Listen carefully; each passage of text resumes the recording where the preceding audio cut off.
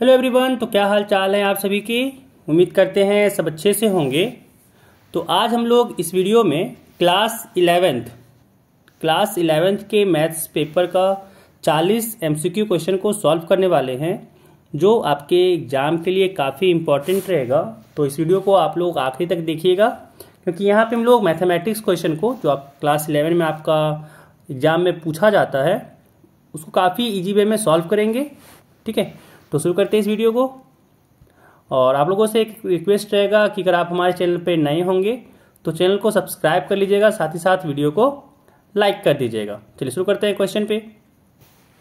पहला क्वेश्चन यहाँ पे कह रहा है कि the solution set of the equation x² - 3x + 2 = 0 in roster form is.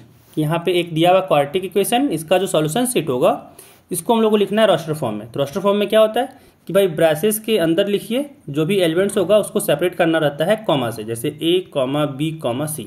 ये होता है रोस्टर फॉर्म, है ना। एक होता है प्रॉपर्टी फॉर्म, जिसको हम लोग सेट बिल्डर फॉर्म भी कहते हैं, वो दूसरा चीज़ है। चलिए अगला सवाल कंप्लीट करते हैं। तो यहाँ पे इसको निकालना है सॉल्यूशन।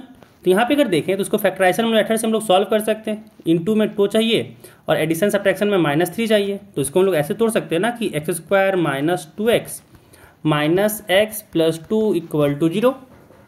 ठीक है, अब देखिए इन दोनों जगह से हम लोग यहाँ पे x को कॉमन ले सकते हैं। तो x कॉमन आया, यहाँ बचा x - 2, और फिर इन दोनों जगह से -1 कॉमन ले सकते हैं, तो यहाँ ही बचा x - 2 और दिस इज इक्वल टू 0। इन दोनों जगह से x - 2 कॉमन आएगा तो बाहर कर लिए, और यहाँ पे बचा x, यहाँ बचा -1 बराबर 0। यहाँ से क्या आ गया, यहाँ से x का 2 वैल्यू आया, एक आया 1, एक आया 2, और इसी को लिखना है हम लोग को सेट बिल्डर फॉर्म में। यानी यहाँ जो हम लोग का सेट बनेगा, मान लेते हैं ये जो सेट बनेगा वो सेट बनेगा 1, 2 ऐसे। ऑप्शन कौन सा दिख रहा है, ऑप्शन नंबर सी। यहाँ पे ये इसका आंसर हो जाएगा। ठीक है, चलिए अगला सवाल देखिए। अगला सवाल कह रहा है कि इफ ए यहाँ पे दिया हुआ सेट जिसमें 3 एलिमेंट है, कह रहा है then number of total subsets of A is. तो याद रखिएगा इसके लिए एक फॉर्मूला होता है कि कोई सेट अगर मान लीजिए यहाँ पे x है और इसके पास n एलिमेंट है, मान लीजिए x1 x2 से लेकर के n एलिमेंट है, तो जो टोटल नंबर ऑफ सबसेट्स होगा, ठीक है, टोटल नंबर ऑफ सबसेट्स, ठीक है, नंबर ऑफ सबसेट्स का फॉर्मूला होता है। फॉर्मूला क्या होता है, तो 2 के पावर n होता है कि x के पास जितना एलिमेंट है 2 के पावर में उतना एलिमेंट लिख दीजिए, वही आपका हो जाएगा टोटल नंबर ऑफ सबसेट्स। जैसे यहाँ पे देखें तो यहाँ पे जो सेट्स के पास एलिमेंट है वो है 3, तो टोटल नंबर ऑफ सबसेट्स की बात करें यहाँ पे तो हो जाएगा आपका 2 के पावर में 3, और 2 के पावर में 3 होता है 8, यानी ऑप्शन नंबर हो जाएगा 1। ठीक है, टोटल नंबर ऑफ सबसेट्स की बात करें ए का तो हो जाएगा 2 के पावर 3, यानी 8 टोटल नंबर ऑफ सबसेट होगा। चलिए अगला सवाल देखिए। अब अगला सवाल कह रहा है कि नल सेट इज फिर dash of all sets which of the following statements comes at blank space. ठीक है, कौन सा यहाँ पे ब्लैंक स्पेस पे आएगा कि null set is subset of all sets, या super sets of all sets, या power set of all set, है ना, या फिर 4 ऑप्शन नन ऑफ दीज। भाई कोई नहीं होगा इसमें से। तो हम लोग एक डेफिनेशन याद रख लेते हैं कि null set is subset of all sets. याद रखिएगा जो नल सेट होता है वो सबसेट होता है सारे सेट का। जो भी सेट उठाइए उसका जो नल सेट होगा वो सबसेट ही होगा। तो ऑप्शन हो जाएगा यहाँ पे 3 का ए, सबसेट। ठीक है, चलिए अगला सवाल देखिए। अगला सवाल कह रहा है यहाँ पे कि राइट, यहाँ पे एक सेट दिया हुआ है, यहाँ पे इसी को कहते हैं सेट बिल्डर फॉर्म। ठीक है, सेट बिल्डर फॉर्म में दिया हुआ है एक सेट, क्या इसको इंटरवल के फॉर्म में लिखना है। अब देखिए यहाँ पे x क्या है, तो x है रियल नंबर सच डैट भाई x जो होगा वो -8 से बड़ा होगा और 0 से छोटा होगा। लेकिन यहाँ पे एक चीज़ और दिख रहा होगा कि x में यहाँ पे इक्वल टू नहीं लगा हुआ है, लेकिन यहाँ पे 0 पे इक्वलिटी लगा हुआ है। यानी जहाँ पे इक्वल टू नहीं लगा होता है उधर लिखते हैं ओपन। ठीक है, तो यहाँ पे देखिए -8 के साथ इक्वल टू नहीं लगा हुआ है, इसलिए -8 पे ओपन होगा, और 0 पे इक्वल टू लगा हुआ है तो 0 पे होगा क्लोज, और क्लोज को हम लोग ऐसे लिखते हैं, है ना। तो ये आपका सेट बन जाएगा। ठीक है, इस जो सेट दिया हुआ है उसको सेट को हम लोग इंटरवल के फॉर्म में लिखें तो ऐसा बन जाएगा। कहीं ऑप्शन में दिख रहा है तो नहीं दिख रहा, क्योंकि यहाँ पे दोनों तरफ ओपन है और यहाँ पे 10 है। पहली बात तो 10 हो नहीं सकता, 0 होगा। यहाँ पे 0 है, बट यहाँ पे देखिए 0 पे क्लोज लगा हुआ है। -8 पे ओपन तो ठीक था, बट 0 पे भी ओपन लगा हुआ है। क्लोज चाहिए था लेकिन ओपन लगा हुआ है, तो ये भी गलत हो जाएगा। यहाँ पे अगर देखें तो 0 पे क्लोज तो लगा हुआ है, सही है, -8 भी यहाँ पे है, सही है, बट यहाँ पे क्लोज लग गया है। क्लोज तो चाहिए नहीं था, ओपन चाहिए था। यानी आंसर यहाँ पे हो जाएगा none of these. Option number D हो जाएगा नन ऑफ दीज। चलिए अगला सवाल देखिए। अगला सवाल यहाँ पे कह रहा है कि if A and B and C are 3 sets then, यहाँ पे हम लोग को निकालना है कि A union B intersection C, ठीक है, ये किसके बराबर होगा। ठीक है, कोई दिक्कत नहीं, कि A union B intersection C किसके बराबर होगा। तो यहाँ पे हम लोग जानते हैं इसमें क्या होता है कि ये इसका फॉर्मूला ही होता है कि भाई ये ए यूनियन बी हो जाएगा, फिर बीच में लग जाएगा इंटरसेक्शन, फिर हो जाएगा ए यूनियन सी। सिंपल सा, ये डायरेक्ट टूटता है। ठीक है, ये डायरेक्ट डिस्ट्रीब्यूटिव लॉ में टूटता है कि यूनियन के साथ यहाँ पे है तो ए यूनियन बी हो जाएगा, इंटरसेक्शन ए यूनियन सी हो जाएगा। ऑप्शन कौन सा है? ऑप्शन यहाँ पे हम लोग को दिख रहा है ऑप्शन नंबर ए। तो 5 का आपका आंसर हो जाएगा ऑप्शन नंबर ए। ठीक है, चलिए अगला सवाल देखिए। अगला सवाल यहाँ पे कह रहा है कि 2 यहाँ पे दिया हुआ है, ठीक है, इंटरवल कह रहा है then the value of x and y are. तो यहाँ पे देखें तो जानते हैं हम लोग कि भाई ये जो पहला वाला पोजीशन है इस पहले वाले पोजीशन के इक्वल होगा, दूसरा वाले पे जो यहाँ पे है वो दूसरे वाले के साथ इक्वल होगा, ये तभी ये दोनों पेयर्स आपस में इक्वल होगा। ठीक है, ये जो आपका पेयर्स दिया हुआ है ये आपस में इक्वल तभी हो सकता है यहाँ पे जब पहला वाला पहला के साथ दूसरे वाला दूसरा के साथ इक्वल हो जाए। भाई यहाँ से तो एक्स और वाई का वैल्यू आराम से निकल जाएगा, वही निकालने भी बोला है हम लोग को। यानी यहाँ पे आ जाएगा x/3 + 1 ये बराबर हो जाएगा 5/3 के। यहाँ पे सॉल्व करें तो हम लोग को यहाँ पे x का मान आ जाएगा। चलिए निकालते हैं कि x/3 हो जाएगा यहाँ पे बराबर में 5/3। बाएं साइड में एक प्लस में है तो दाएं साइड में माइनस में हो गया। यहाँ पे आ गया x/3 बराबर, यहाँ पे जब एलसीएम लिए नीचे कुछ नहीं तो 1 होता है, एलसीएम लिए 3 और 1 का तो 3 हो गया। यहाँ पे आ गया 5, यहाँ पे आ गया माइनस में 3, क्योंकि 1 से भागा दिया 3 को तो 3 आएगा, 3 एकम 3 हो जाएगा यहाँ से। तो 5 में से 3 घटा, यहाँ 2/3 आ गया और यहाँ पे है x/3, 3 से 3 घटा और यहाँ पे आ गया x बराबर 2। ठीक है, x बराबर यहाँ पे आ गया 2। अब चलिए दूसरा इक्वेशन सॉल्व करते हैं। यहाँ पे है y - 2/3 बराबर में 1/3। 2/3 को दाएं तरफ भेजते हैं तो यहाँ से हो गया y बराबर 1/3 जोड़ 2/3। एलसीएम नहीं है तो यहाँ पे 3 आया, यहाँ पे 1 + 2 आया, 1 + 2 तो हो गया 3, यानी 3/3 आ गया, कट कुट के यहाँ पे 1 आ गया। यानी y का जो मान आया वो आया 1 और x का मान आया यहाँ पे 2। ऑप्शन कौन सा हो जाएगा? तो ऑप्शन नंबर ए हो जाएगा कि x 2 हो गया, y हो गया 1। ठीक है, चलिए अगला सवाल देखिए। अगला सवाल यहाँ पे कह रहा है कि इफ f ऑफ x + 1, ठीक है, कि f x + 1 जो है वो 3x + 5 के बराबर है तो fx क्या होगा। ठीक है, यहाँ पे हम लोग को निकालना है कि fx क्या होगा। देखिए यहाँ पे हम लोग क्या कर सकते हैं, fx निकालने के लिए यहाँ पे x + 1 यहाँ पे डिफाइन किया गया है तो fx चाहिए। तो fx के लिए क्या करते हैं ना, x के जगह पे हम लोग x - 1 रख देते हैं। x के जगह पे जैसे यहाँ पे f(x + 1) यहाँ पे डिफाइन किया गया है कि ये 3x + 5 के बराबर है। अब x को हम लोग रिप्लेस करते हैं x - 1 से। क्यों रिप्लेस किए? क्योंकि हम लोग को यहाँ पे fx चाहिए था, तो fx किससे ला सकते हैं भाई, x + 1 यहाँ पे है तो यहाँ पे क्या करते हैं, देखिए x की जगह पे हम लोग x - 1 रखें तो यहाँ पे हो गया साथ में +1। अब -1 + 1 कट के भाई fx ही आ जाएगा। अब ये बराबर में क्या हो जाएगा, तो 3 गुने x की जगह पे x - 1 हो जाएगा तो यहाँ पे हो जाएगा x - 1, साथ में रहेगा 5। अब देखिए बाएं तरफ क्या आ गया, बाएं तरफ तो fx ही आ गया ना, क्योंकि -1 + 1 तो कट गया आपस में, तो fx बचा बराबर यहाँ पे आ गया 3x - 3 + 5। अब यहाँ पे हो गया 3x, देखिए -3 + 5 किए तो ये हो गया +2 और यहाँ पे आ गया जो fx होगा वो हो जाएगा 3x + 2, ऑप्शन नंबर ए। तो 7 का यहाँ पे ए हो गया। चलिए अगला सवाल देखिए। अगला सवाल कह रहा है कि the angles of a triangle are in the ratio. ये रेशियो दिया हुआ है यहाँ पे एक ट्रायंगल का एंगल, तो कह रहा है स्मॉलेस्ट जो एंगल होगा उसको रेडियन में लिखना है। ठीक है, चलिए निकालते हैं। जब भी क्या बताए थे, जब भी रेशियो में दिया हो क्या कीजिए, x के साथ लिख दीजिए कि यहाँ पे हो जाएगा x, ठीक है, दूसरा एंगल हो जाएगा 3x और तीसरा एंगल हो जाएगा आपका 5x। कोई दिक्कत नहीं। अब ध्यान रखिए यहाँ पे कि भाई कोई भी ट्रायंगल का जो एंगल है उसको हम लोग अगर जोड़ें तो 180 डिग्री के बराबर होगा। ठीक है, 180 डिग्री के बराबर होगा। अभी डिग्री में दे देते हैं, बाद में हम लोग रेडियन में कन्वर्ट कर लेंगे। अब यहाँ पे देखिए 5 3 8 8 और 1 9 हो गया, यानी यहाँ पे आ गया 9x बराबर में 180 डिग्री। तो यहाँ से अगर देखें तो x क्या हो जाएगा, 180 डिग्री बटा में 9, 9 से 180 डिग्री को भागा दिए, यहाँ पे आ गया 20 डिग्री, मतलब x का मान आ गया 20 डिग्री। ठीक है, अब निकालना था स्मॉलेस्ट वाले को रेडियन में बदलना था। अब स्मॉलेस्ट तो हम लोग का यहाँ पे x ही है, क्योंकि बाकी सब 3x है और 5x है, मतलब ज़्यादा ही बड़ा है। यहाँ पे सबसे स्मॉलेस्ट कौन हुआ? x हुआ। मतलब हम लोग को निकालना क्या था? 20 डिग्री को बदलना था हम लोग को रेडियन में। और हम लोग जानते हैं कि जब भी डिग्री को रेडियन बदलते हैं, जब भी डिग्री को रेडियन बदलते हैं, पाई बटा 180 से मल्टीप्लाई करते हैं।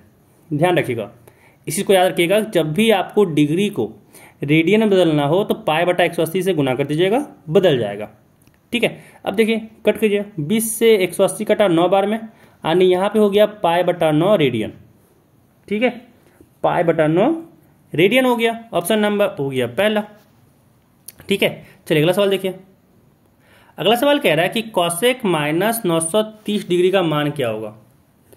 कॉसेक माइनस 930 डिग्री का मान क्या होगा? तो क्या करते हैं ना, पहले हम लोग जानते हैं कि कॉसेक माइनस थीटा, ये माइनस कॉसेक थीटा होता है। ठीक है, तो माइनस को बाहर कर देते हैं, हो गया माइनस का कॉसेक 930 डिग्री। ठीक है, अब क्या करते हैं ना इसको, अब इसको क्या करते हैं हम लोग 360 डिग्री से भागा देते हैं। ठीक है, 360 डिग्री से भागा देते हैं। क्यों भागा देते हैं बताते हैं, बस अभी पहले भागा दे लेते हैं। तो 360 डिग्री से जैसे ही भागा दिए हम लोग, 360 डिग्री से हम लोग जैसे ही भागा दिए, मतलब 930 को हम लोग को लिखना है 360 के गुना में, बस इतना ध्यान रखिएगा। ठीक है, यहाँ पे 930 को हम लोग लिखना है 360 के गुना पे, ऐसे बस ध्यान रखिए। तो यहाँ पे अगर देखें तो 930 डिग्री को हम लोग लिख सकते हैं कि 360 डिग्री गुने, यहाँ पे लिख सकते हैं हम लोग 3। ठीक है, 3 लिख सकते हैं, और साथ ही साथ क्या हो जाएगा, और यहाँ पे देखें तो साथ ही साथ क्या हो जाएगा, 3 तिया 9, 6 तिया 18, यानी ये ज़्यादा बढ़ गया है ना, ये हम लोग का ज़्यादा हो गया। कितना हो गया, तो भाई यहाँ पे देखें तो देखिए 930 को लिखना है, अभी घटाएंगे, जैसे मत दीजिए, घटाएंगे तो ये क्या, यहाँ पे 0, 6 बार 6 तिया 18। ठीक है, 6 तिया 18 के 8, बाकी हाथ 1 हुआ, 3 तिया 9, 9 1 10, 1080 हो गया है ना, 1080 हो गया। अब बताइए इसमें क्या घटाएं कि ये 930 हो जाएगा, इसमें क्या घटाएं कि 930 हो जाएगा? तो इसमें हम लोग माइनस करेंगे 150 डिग्री। ठीक है, 150 डिग्री माइनस करेंगे 930 डिग्री हो जाएगा। देखिए फ़ायदा क्या हुआ, तो यहाँ पे माइनस 150 डिग्री हो गया। अब 930 को हम लोग लिख सकते हैं 360 गुने 3 माइनस 150 डिग्री। अभी फ़ायदा बता रहे, बस फ़ायदा बता रहे, सुनिए सुनिए क्या हो जाएगा, यहाँ से इसका हो जाएगा माइनस कॉसेक 3 गुने 360 डिग्री माइनस 150 डिग्री। ठीक है, अब हम लोग जानते हैं, क्या जानते हैं कि कॉसेक n गुने 360 माइनस थीटा। ठीक है, ऐसे समझिए कि 300 कॉसेक जो होता है, कॉसेक 360 माइनस थीटा, ये होता है आपका माइनस कॉसेक थीटा, है ना। तो n के साथ मल्टीप्लाई करते हैं, n के साथ मल्टीप्लाई करते हैं, फिर भी कोई फर्क नहीं पड़ता, ये आपका माइनस का कॉसेक थीटा ही रहेगा। ये आपका फॉर्मूला होता है, ये आपका फॉर्मूला होता है। ठीक है, अब देखिए यहाँ से क्या हो जाएगा, देखिए 3 गुने 360 माइनस 150 है, मतलब माइनस तो पहले से था ही, और कॉसेक 360 माइनस थीटा है तो माइनस कॉसेक थीटा हो जाएगा, यानी यहाँ से भी एक हो गया माइनस कॉसेक 150 डिग्री। ठीक है, माइनस माइनस हो गया ये प्लस, और साथ में हो गया यहाँ पे कॉसेक 150 डिग्री। अब कॉसेक 150 डिग्री को फिर से चेंज करते हैं, क्या हो जाएगा कि कॉसेक 150 हो गया आपका 90 डिग्री प्लस 60 डिग्री, है ना। और cosec 90 plus 60, cosec 90 plus theta की बात करें तो ये होता है सेक 60 डिग्री। ठीक है, cosec 90 plus theta sec theta होता है। अब सेक 60 की बात करें तो सेक 60 का तो वैल्यू हम लोग रट्टा मार चुके रहते हैं कि भाई ये तो 2 हो गया, ऑप्शन नंबर ए। ठीक है, चलिए अगला सवाल देखिए। अगला सवाल कह रहा है कि यहाँ पे cos C plus cos D है बटा sine C minus sine D है, ये किसके बराबर होगा? तो हम लोग फॉर्मूला रट्टा मार चुके रहते हैं कि cos C plus cos D, cos C plus cos D का फॉर्मूला होता है 2 कॉस सी प्लस डी, यानी 7x प्लस 5x बटा 2 गुने cos C minus D 7x minus 5x बटा 2। ठीक है, फिर बटा sine C minus sine D है, तो sine C minus sine D का होता है 2 cos सी प्लस डी आणि 7x plus 5x/2 into sine C minus D आणि 7x माइनस 5x/2। ठीक है, अब यहाँ पे देखिए क्या कटा, 2 से 2 कटा, cos 7x प्लस 5x/2 से cos 7x plus 5x/2 cut गया।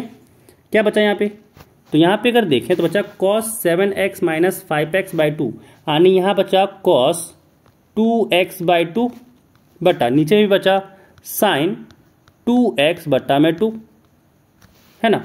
अब देखिए 2 से 2 कटा, यहाँ भी 2 से 2 कटा और क्या बचा, ऊपर बचा cos x, नीचे में बचा sin x, नीचे में बचा sin x। cos x by sin x होता है cot x, आंसर हो गया cot x, option number A. Option number यहाँ पे ए हो गया आंसर। चलिए अगला सवाल देखिए। अगला सवाल यहाँ पे कह रहा है कि i के पावर n प्लस i के power n plus 1 plus i के power n plus 2 plus i के पावर n प्लस 3 का मान क्या होगा। तो क्या कहते हैं, सबसे i के पावर n को कॉमन ले लेते हैं।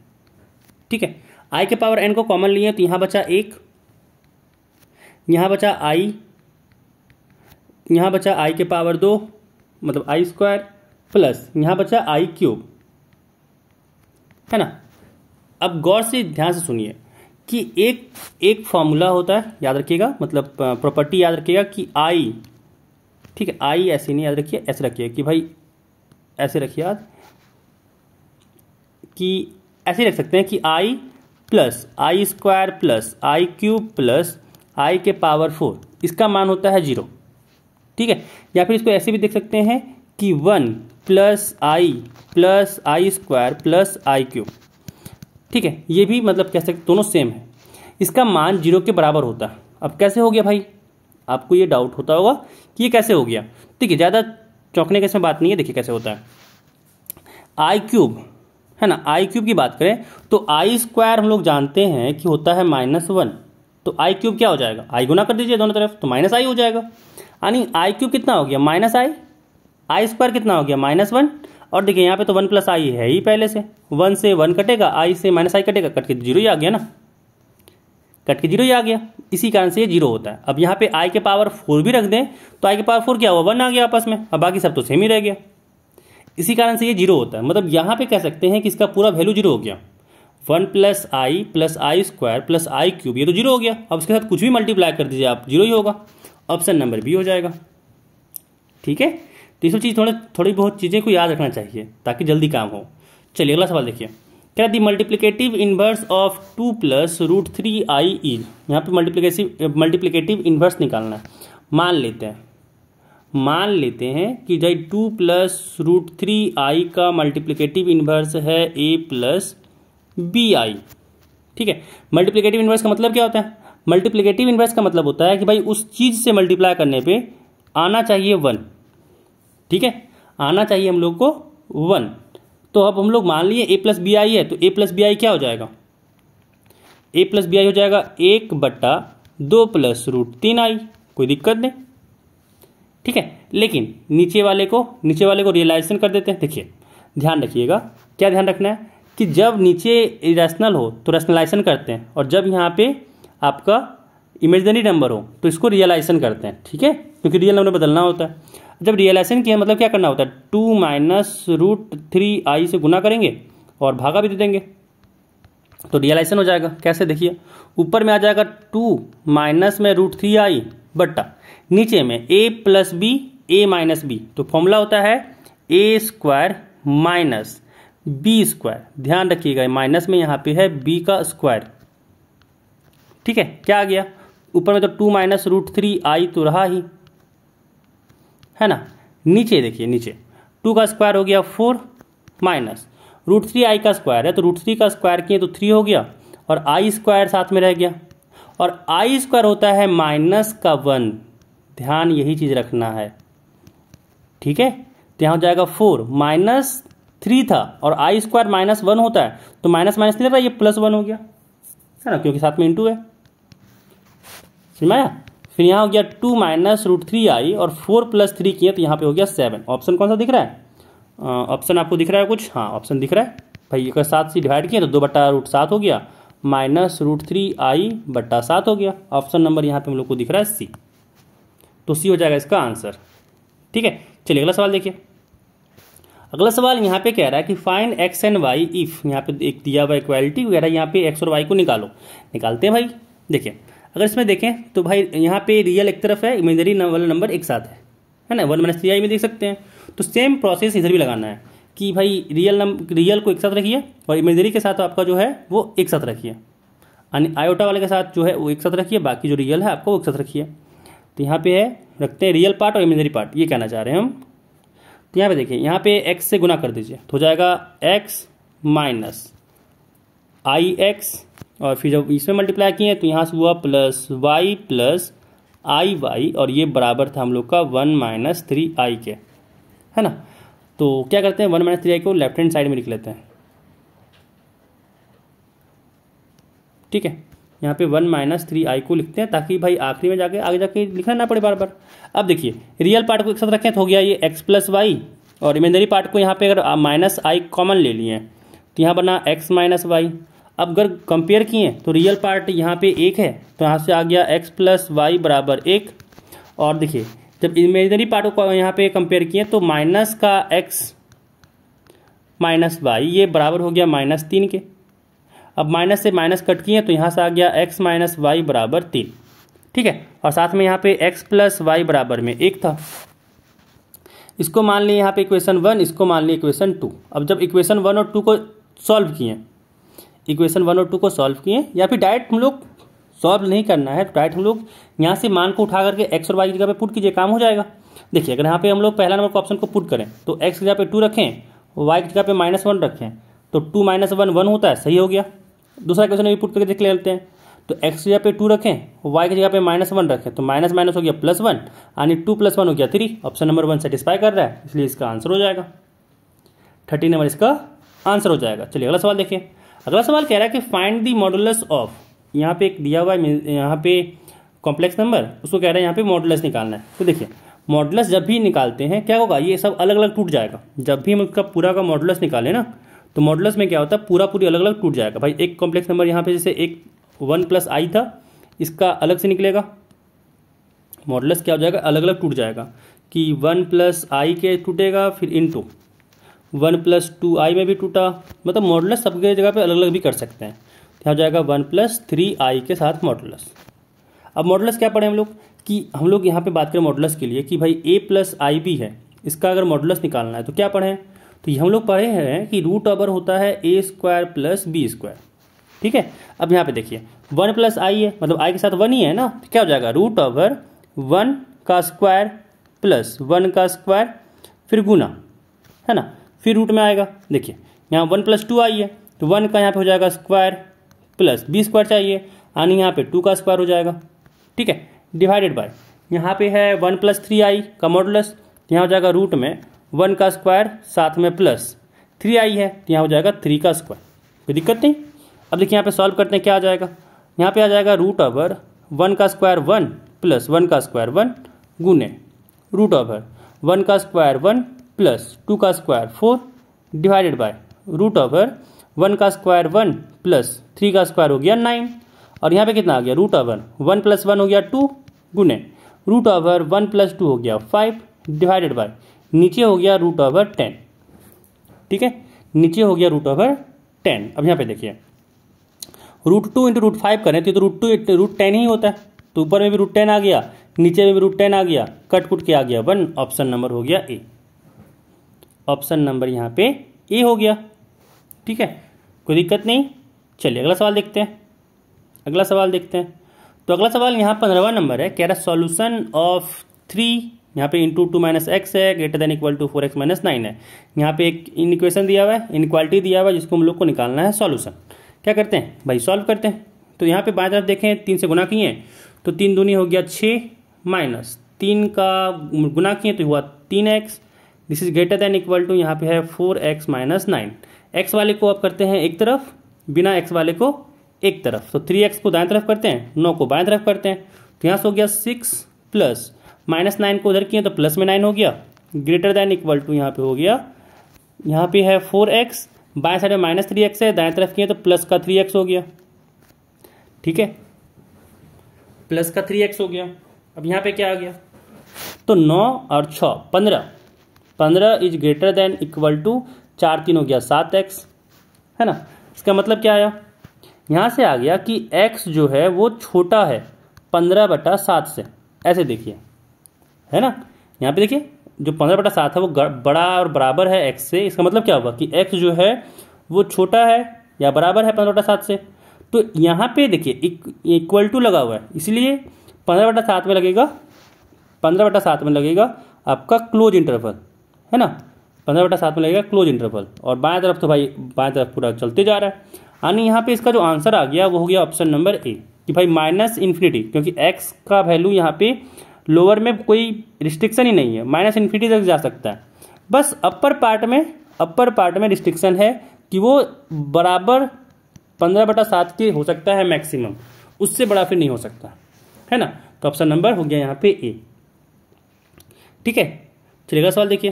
अगला सवाल यहाँ पे कह रहा है कि इफ n+1 का फैक्टोरियल जो है वो बराबर है 12 × n-1 के फैक्टोरियल के, तो कह रहा है n का वैल्यू बताइए, है ना। अब देखिए n+1 बाय डेफिनेशन, है ना, n फैक्टोरियल का बाय डेफिनेशन क्या होता है, n गुने n-1 का फैक्टोरियल। देखो टेंशन नहीं लो, n फैक्टोरियल को या चाहे तो ऐसे लिखो या फिर हम लोग ऐसे भी लिख सकते हैं, कोई दिक्कत नहीं है। ठीक है, मेरा या भाई ऐसे यूज करते हैं सिंबल, तो भाई यही बार बार आ जाता है, कोई नहीं, रहने दो इसको, ऐसे क्या दिक्कत है।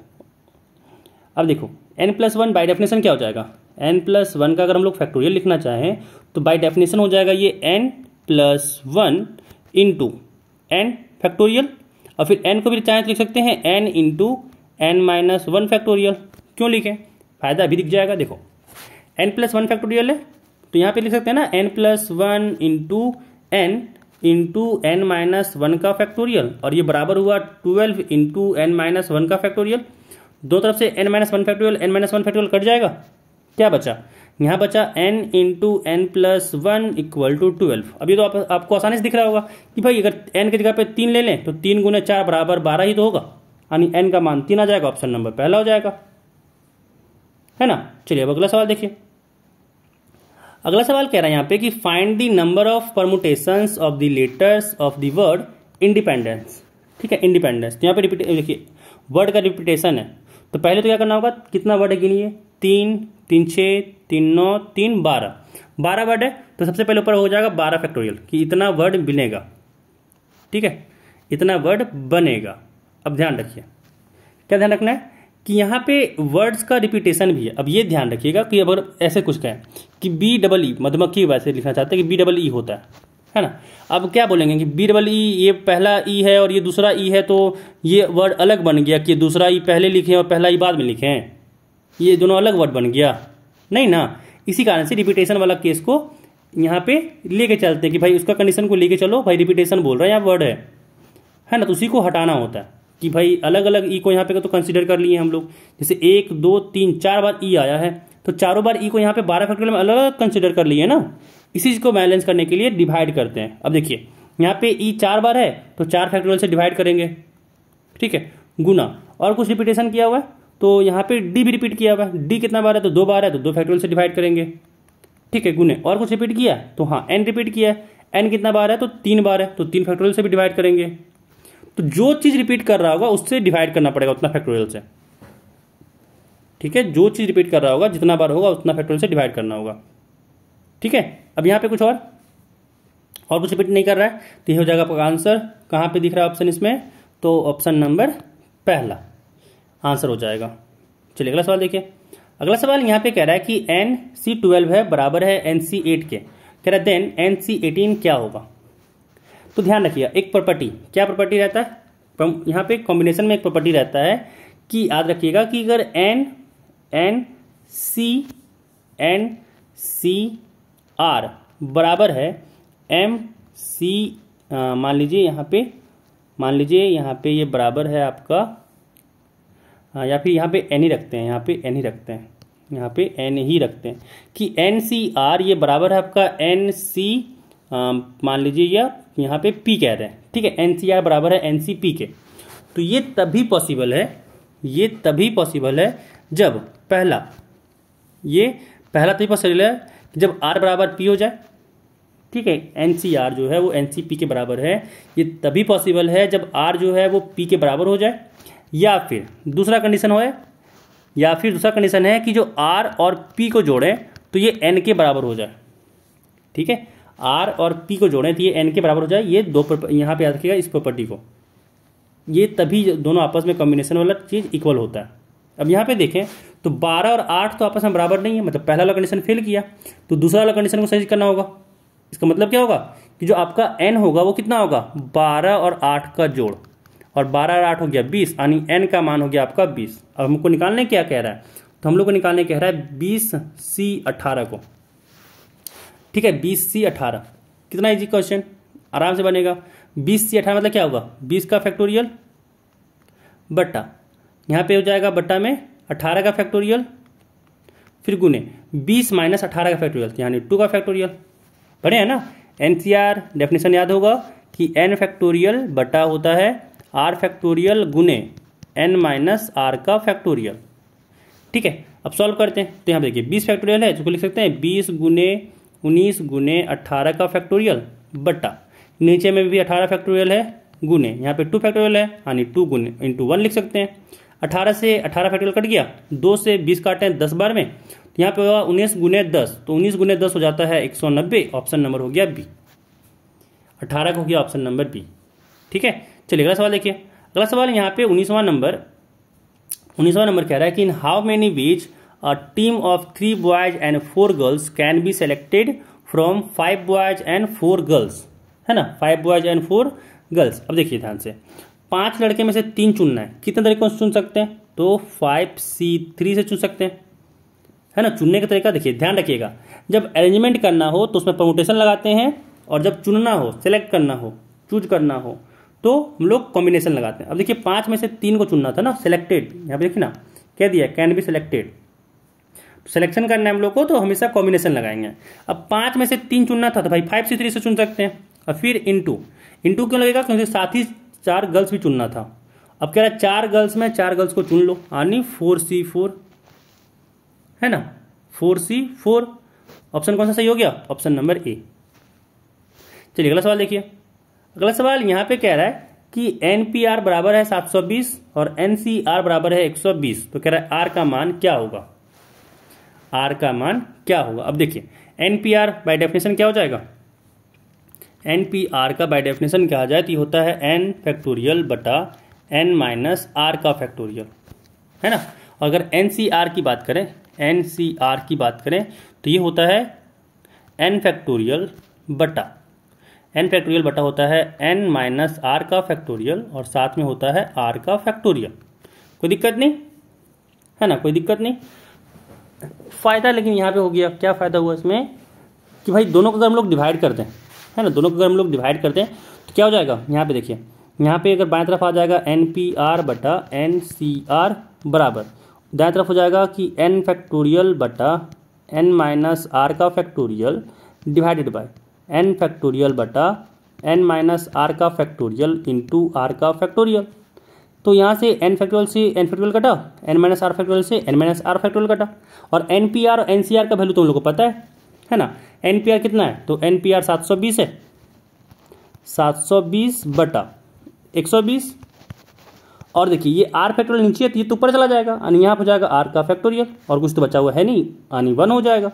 अब 120 से 720 कटा 6 बार में, तो यहाँ से आ गया r फैक्टोरियल बराबर 6, है ना। और r फैक्टोरियल देखिए 6 है, तो r का वैल्यू क्या लें, तो हम लोग जानते हैं कि 3 फैक्टोरियल 6 होता है, तो r का मान 3 हो गया, ऑप्शन नंबर ए, ठीक है। 20 का यहाँ पे ऑप्शन नंबर ए हो गया, तो यहाँ पे ये भी क्वेश्चन कंप्लीट। तो इस वीडियो में बस इतना ही, अगले वीडियो में भी बनाएंगे 21 से लेके 40 तक का, ठीक है। तो अभी तक इस वीडियो में बनने के लिए थैंक यू। अगर आप हमारे चैनल पर अभी तक नहीं हैं तो चैनल को सब्सक्राइब कर लें, साथ ही साथ वीडियो को लाइक कर दें। मिलते हैं फिर अगले वीडियो में, बाय।